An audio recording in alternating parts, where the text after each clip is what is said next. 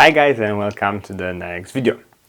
Today is the day when we're going to talk about the DCS, the video that you requested.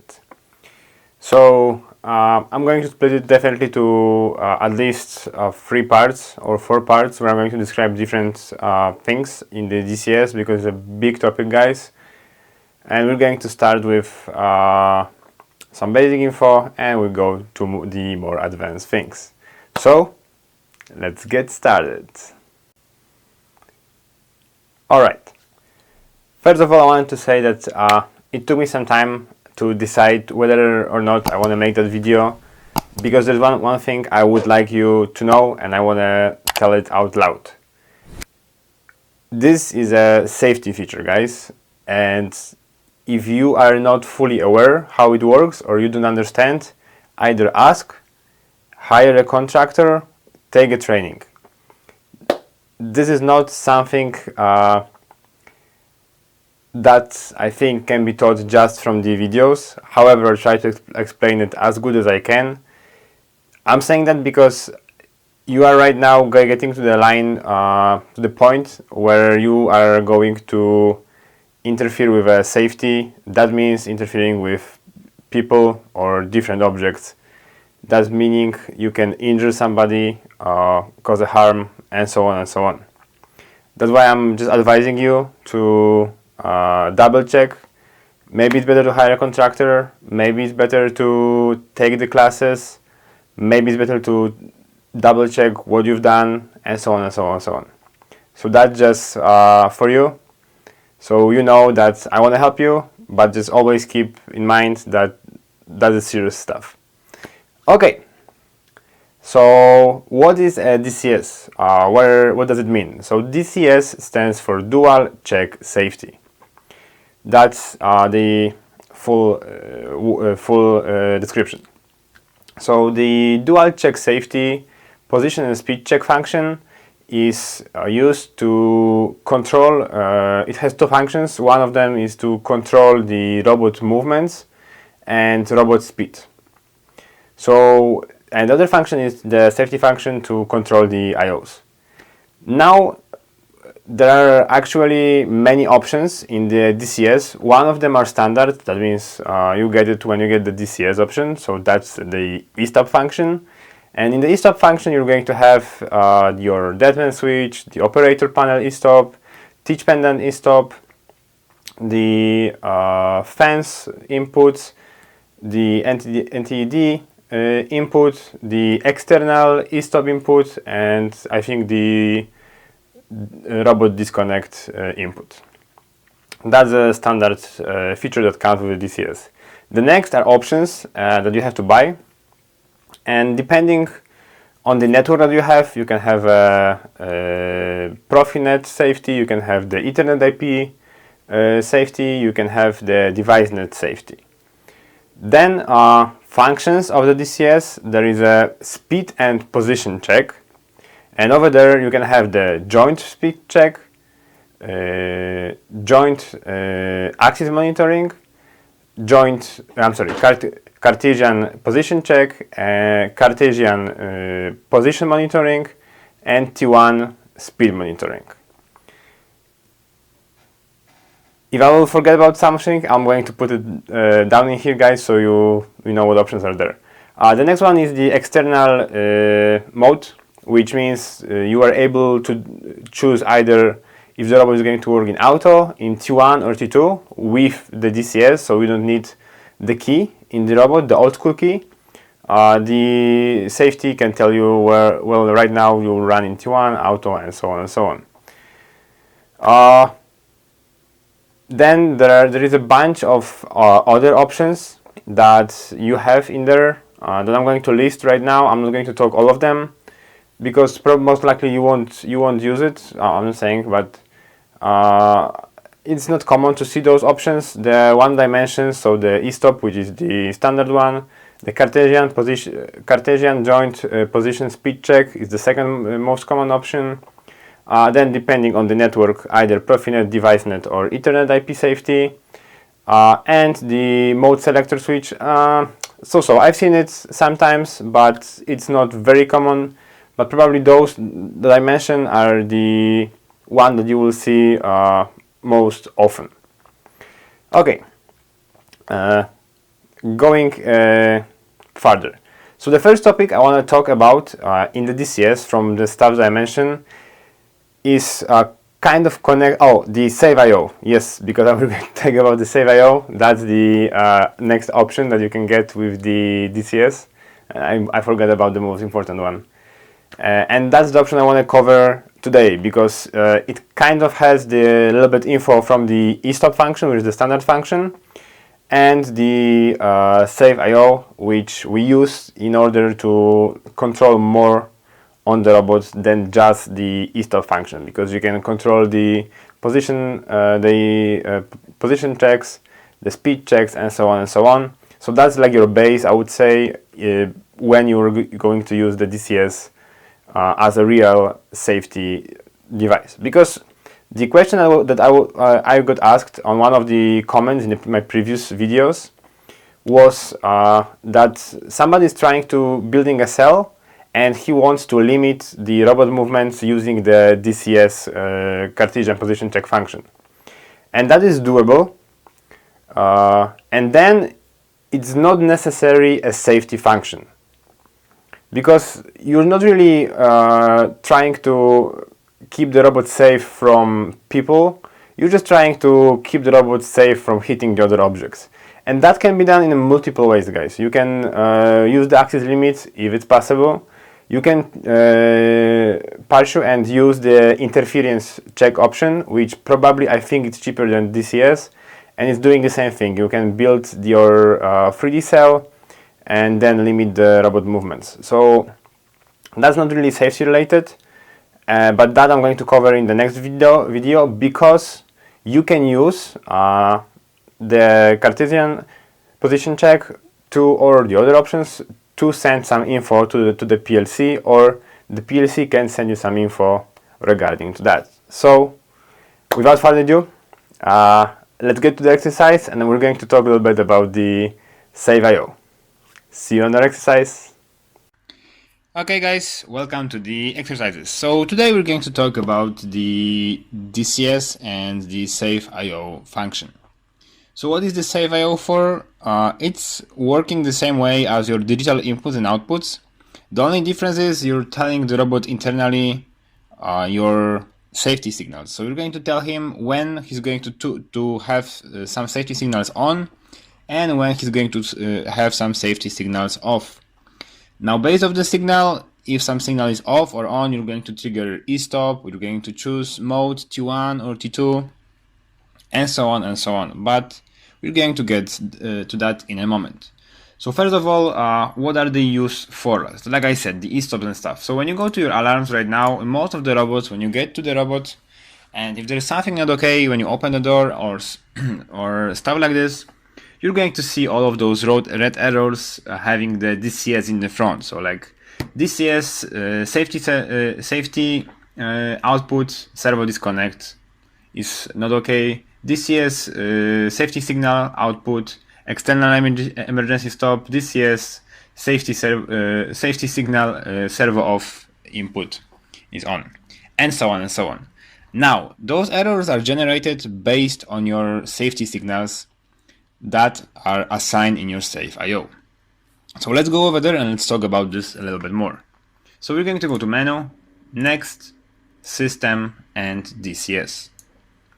And I have many options in here. Your robot might not have as many options, but in most of the robots you're going to have the Save IO status and Save IO Connect. Those are the two most common options that everybody is using nowadays.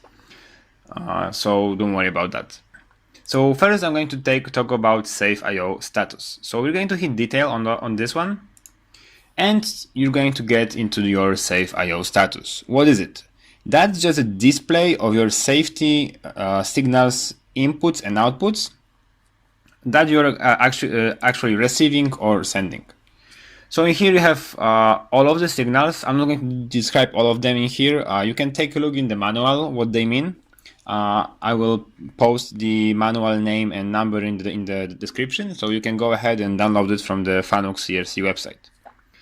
So let's start with the safety signals outputs, number 4. So as you can see in here, we have the most basic signals that FANUC is using. So we have the servo off signal, we have the fence open signal, we have the external emergency stop signal, we have the servo disconnect, and the NTED, which is, some of you might have seen it, some maybe not. That's like a small connector that you can plug into the FANUC controller, and that's used for the second deadman. Let me very quick show you the outputs that the errors that we have right now on the alarm. So as you can see, the fence open signal is okay. It's a robo guide, so it will be okay. It's going to be forced okay. So that one is on, so we're fine with the fencing. That means that the fence is closed. But as you can see, we have the servo off signal turned off, and that's why we're having the servo off input in here. The next one that we are not having actually, is the external emergency stops.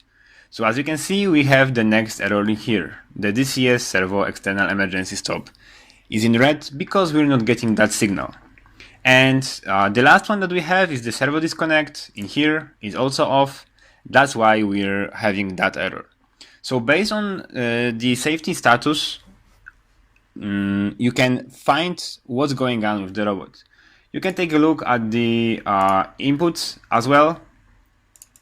So you can see what's going on in the inputs, because those are the things you can send to the PLC, so your current status. So that's more or less the Safe IO status. Now we are going to go back. Let me turn back the single screen. And we're going to go to Safe IO Connect. Guys, I'm going to blur most of the signals in there because I don't want you to use the safety config that I used in that project. Just because, like I said in the introduction, you need to know how to set it up. Or if you don't know, get a training, or if you don't know, hire a contractor, he will help you out to make sure, guys, you understand what you're doing. Because again, we're playing with safety in here, so I don't want anybody to mess anything up. Alright, so let's go to Safe IO Connect, and I'm going to explain it to you how it works. So when you get in here, you can see that there are 3 columns. So the first one is, let's say, the action that's going to happen based, so basically what is in the output, based on the 2 inputs or 1 input that you're going to choose. So you can, let me take a clear one. In here, you can choose whatever option you have. So basically what you're going to do is you're going to hit choose. The first one you're going to hit it will ask you if you want to overwrite, if you want to change your DCS settings. We want to, because we want to add new signals or edit something. So you're going to hit yes. And right now you're able to edit. So now when you hit choose, you can choose the safety signal that you want, and you can assign something to it. So let me show you on the example that I just described. So with the servo disconnect and so on. So we have in here our safety signal output 1, which is the servo off. And as of right now, it's turned off. There is no add symbol in here. If there will be an add symbol here, like for example in here in our teach T2, that means that output is turned on. So there is no on-off indication in here, like in the regular outputs we have the add symbol. So in here, as you can see, because we're getting from the on the safety signal input number 9, the T2 mode, that means the robot is going to turn to that means because we are in T2 mode, we are sending the T2 mode to the PLC. So the servo off. As you can see, there is a condition in here when that signal is going to be on. So that signal is going to be on if either we have no e-stop, or the general stop in the network is not bypassed, or we don't have a bypass on our CIP network. That's a robot using the CIP safety, so that input is connected with the CIP safety.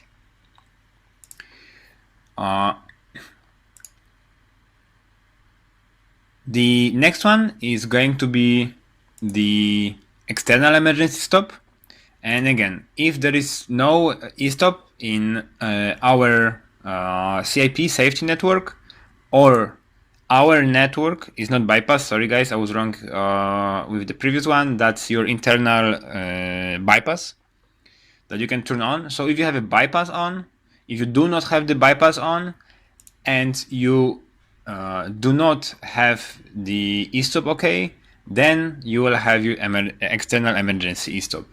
If the CIP network is going to send us that signal that everything is okay with the e-stop, then that is going to turn on. And the last one that we're using is the servo disconnect. That one, I'll have it marked, but that's also coming from the CIP network, and that's basically servo disconnect. And again, the same condition, or we have the bypass on our internal network on. So if we turn on the bypass, that signal is going to turn on, because it's either this one or this one, and that applies to all of those. So as you can see, and like I said in here, because we're getting the T2 from the safety, we can use the T2 in here.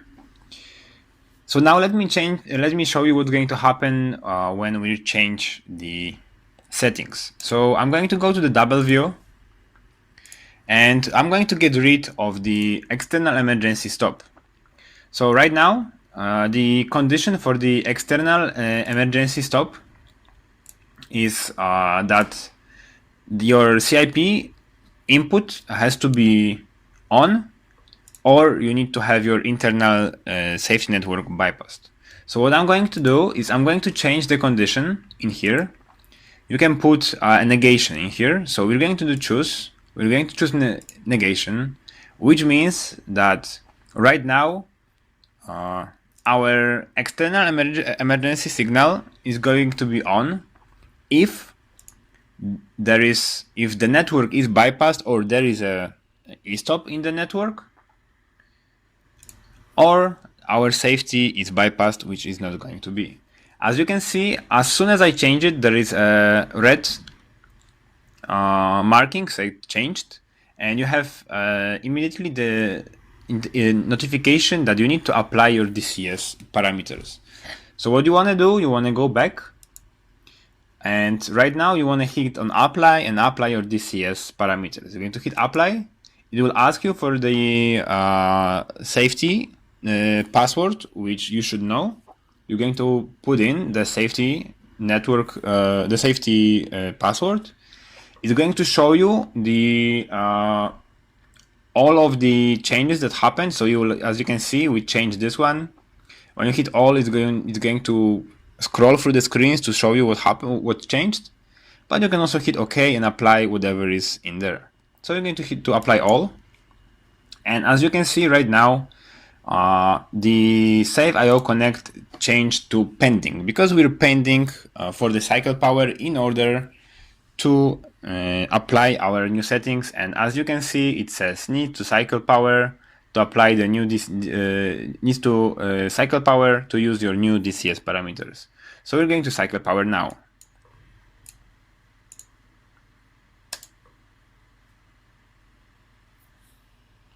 And right now, when the robot will boot up, you're going to see that our external emergency e-stop is gone, because we right now have that output on.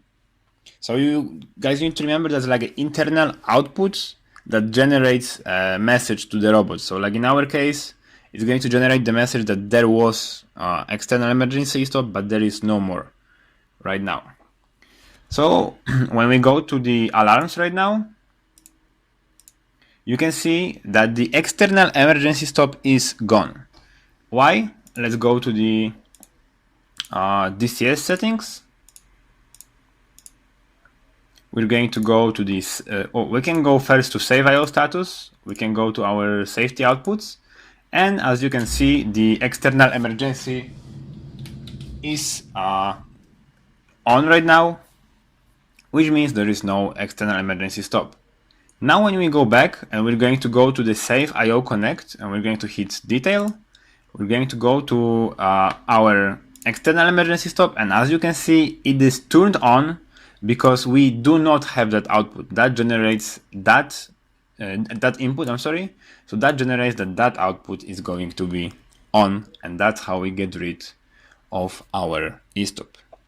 I hope that brings a light, guys, to how you should configure your safety network. Let's just, I will just make it once more in here, just for sure, for you to know for sure how it should work. I'm just going to basically copy whatever I have. So you're going to select the empty, you're going to hit choose. We want to change the settings. We're going to choose safety signal output, and I'm going to assign the same. So you want to put number 3 in here, so you're going to hit 3 on the keyboard, enter. You're going to go to the next line.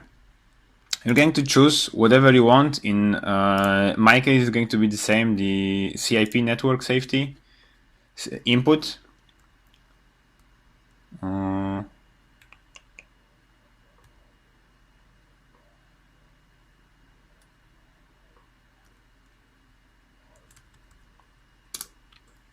Sorry, it took me a little bit to find it. And we want to use the same, so we want to use number 2. You're going to hit enter. Now you want to, in here, we want to do OR. So we're going to choose OR. And we want to choose our internal safety bypass 11. We're going to hit enter. And as you can see, that line is going to be the same as the one that I've changed. So we have safety output number 3, CIP input number 2, and our internal safety bypass 11 is the same in here. So I'm going to get rid of our line. So you can also clear this by doing pressing clear, and it will ask if you want to clear all of the items in this line. Yes, we do. And as you can see, now that line is clear, but we still have this one on. So what we're going to do is we're going to do the same. We're going to apply the parameters. We're going to put our safety code. We're going to hit OK. As you can see, we're going to hit, so we change this one. And you can scroll through all of the options. So you can see everything, or you can see the differences. So basically when you hit all, it's showing you all of your safety data, not only the things that you've changed, but actually all of the safety data. When you have differences, it's going to show you only the differences between whatever has changed and whatever was in the robot. So as you can see in this page, we're seeing only the safety signature that will change and the Safe IO. Okay, we're going to hit OK. If you hit quit, you're not applying the parameters. So that's for you just to know. Apply. You input the pin. OK. Let's cycle power. And right now, when we cycle power back on, you're going to see that we have that e-stop, external emergency stop, again back on, because we've added that code of the line. The line of code, I'm sorry.